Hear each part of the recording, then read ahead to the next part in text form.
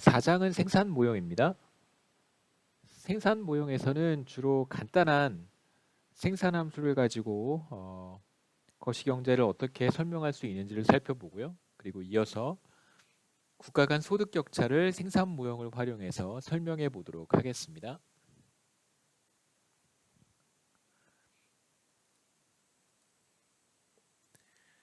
첫 번째는 모형을 만드는 것인데요. 생산 모형에서 프로덕션 모형이고 모형을 만드는 간단한 작업을 소개를 하도록 하겠습니다. 여기에서는 이제 모형이 어떤 식으로 구성이 되어 있는지, 모형의 구성 요소들과 모형이 어떻게 작동하는지, 그 다음에 균형은 어떤 의미를 갖는지 이런 것들에 대한 소개를 조금 하도록 하겠습니다.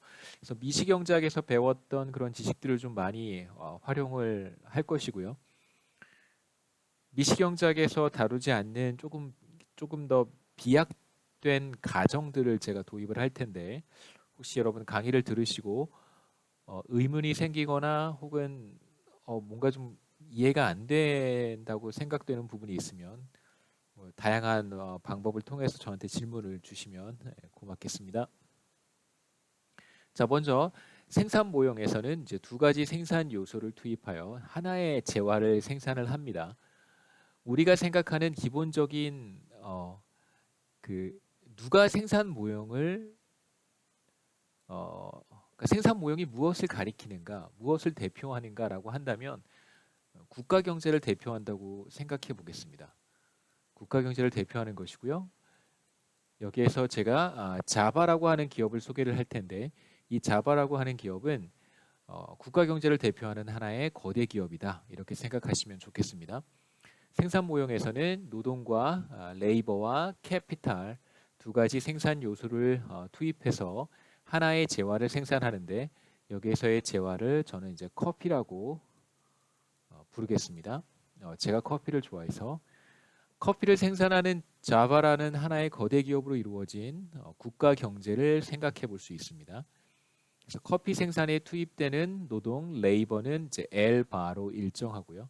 그래서 이 경제 전체 노동 공급량이 L 바로 일정하다고 가정을 하겠습니다. 이어서 노동자들이 사용할 수 있는 이제 에스프레소 머신을 우리가 캐피탈 자본이라고 부르고요. 에스프레소 머신의 수량도 K 바로 일정하다라고 가정을 하겠습니다. 자바와 같은 경제의 이제 의사결정 문제는 이제 기업이잖아요. 하나의 거대 기업이에요. 몇 명의 레이버를 고용을 하고 몇 대의 에스프레소 머신을 빌릴 것인가에 대한 것으로 우리가 압축해서 표현할 수 있습니다.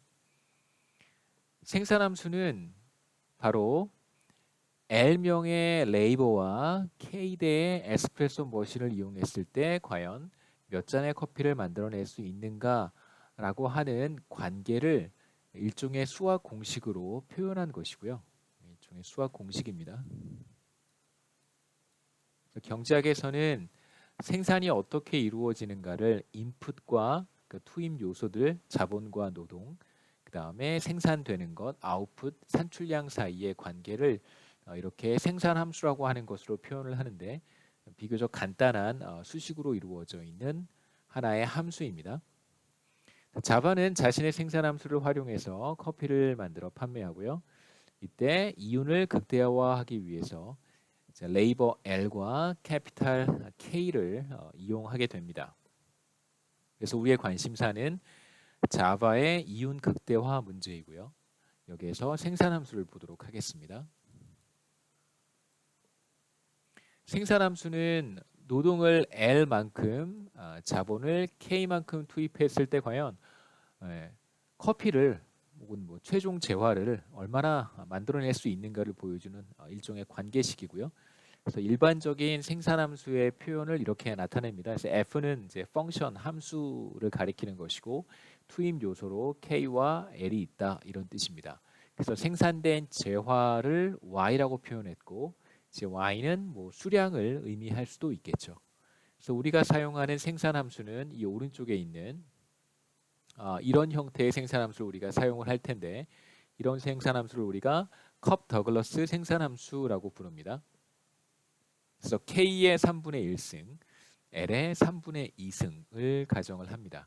그래서 우리가 사용할 생산함수를 이렇게 여기 이렇게 지워버리시면 돼요. 이런 식으로 생각해 보시면 됩니다. 네, 이렇게 지워버리면 되겠죠. 우리가 사용하는 생산함수는 이렇게 A 곱하기 자본의 3분의 1승 노동 투입량의 3분의 2승이다. 여기에서 A는 무엇을 가리키냐면 여기서의 A는 총 요소 생산성, 영어로 Total Factor Productivity라고 하고요. 뭐 사람들에 따라서 이것을 Multi Factor Productivity라고 부르기도 합니다. Multi Factor Productivity.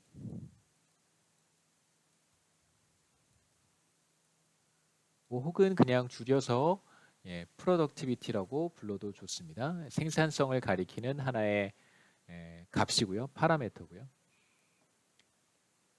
자, 우리가 사용하는 생산함수는 이렇게 단순한데 이걸 보다 더 일반적으로 표현하면 3분의 1 대신에 알파를 썼고요.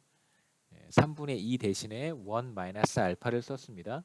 그래서 여기에서도 보시면 생산함수에서도 보시면 K 위에 있는 승수 3분의 1과 L 위에 있는 승수 3분의 1을 더하면 이제 1이 되잖아요. 1이 됩니다. 그래서 마찬가지 성질이 여기에서도 나타나는데요. 일반적으로 표현했을 때도 알파와 1 마이너스 알파를 더하면 1이 됩니다. 그래서 이렇게 승수의 합이 1이 되는 경우를 우리는 사실 이제 이런 형태가 컵더글러스 형태고요. 그리고 K의 승수와 L의 승수의 합이 이게 K의 승수와 L의 승수의 합이 1이 되는 경우를 우리가 규모 수익 불변이다 이렇게 얘기합니다. 자, 규모 수익 불변은 승수의 합이 1이다. 이게 규모 수익 불변이 아니고요. 자, 규모 수익 불변의 정의는 바로 밑에 나옵니다. 제가 여기서 드리고 싶은 말씀은 승수의 합이 1이 된다면 이 생산함수는 다음에서 보게 될 규모 수익 불변이라고 하는 성질을 갖습니다. 이런 뜻입니다. 규모 수익 불변이라고 하는 것은 이 정의가 뭐냐면요. 모든 투입 요소를 똑같이 X배 늘려 주었을 때 산출량도 똑같이 X배 늘어나면 그런 생산함수를 우리가 규모 수익 불변이라고 합니다. 그래서 우리가 지금 보고 있는 컵더글러스 형태의 생산함수가 아니라고 하더라도 다른 형태의 생산함수도 있습니다. 그런 생산함수도 규모 수익 불변을 가질 수 있겠죠. 자, 한번 확인해 보겠습니다. 자, 원래 생산함수는 이렇게 생겼고요. 자, 여기에다가 우리가 K를 X배, L을 X배 한번 해주겠습니다. 그래서 K를 X배만큼 늘렸고요. L을 역시 X배 늘려주었습니다. 자, 그러면 이 식을 이제 하나씩 풀어가는 거죠. X의 알파승이 되고 K의 알파승이 됩니다. 그리고 다시 한번 써볼까요? 그래서 X의 알파승 곱하기 K의 알파승, 그 다음에 이제 오른쪽을 보시면 X의 1 알파승, L의 1 알파승이 됩니다. 그래서 곱하기 X의 1 알파, L의 1 알파 이렇게 됩니다. 자, 이제 정리를 한번 해보죠. X가 여기도 나타나고 X가 여기도 나타납니다. 그래서 이것을 다시 표현해 보면 미수가 같으니까 미수가 같은 경우에는 곱셈의 경우 미수를 그대로 써주고요. 승수를 더해 주는 거 여러분 아시죠? 이렇게 곱셈의 경우에 자, 이렇게 알파입니다. 1 알파 이렇게 쓸 수 있고 나머지 곱셈이니까 A 써주고요. 그다음에 K의 알파 써주고 나머지 다 써주면 됩니다.